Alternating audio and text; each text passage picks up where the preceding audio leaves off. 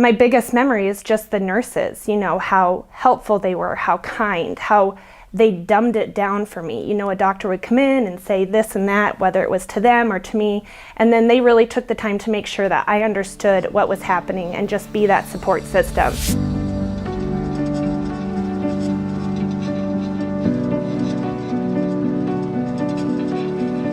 My name is Hannah Bryant, and I am a recruiter at Atlas MedStaff. So last June, it was a Monday morning, and our little 2-year-old then, he had been really sleepy the night before. I went to wake him up that morning, and he just wouldn't wake up.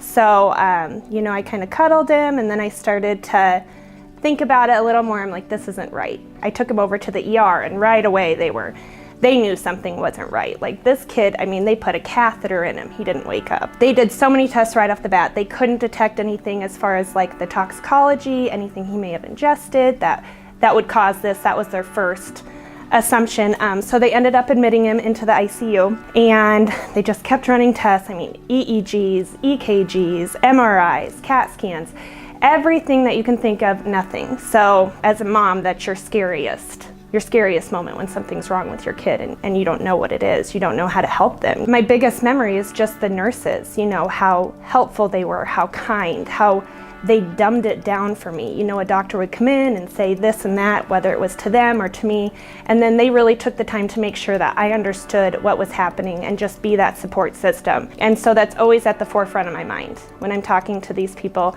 their job is not taking vitals and, doing this or that or whatever. It's so much more. Maybe they like it, maybe they don't. Sometimes they're caring for the family too. It's a really an all-inclusive kind of care.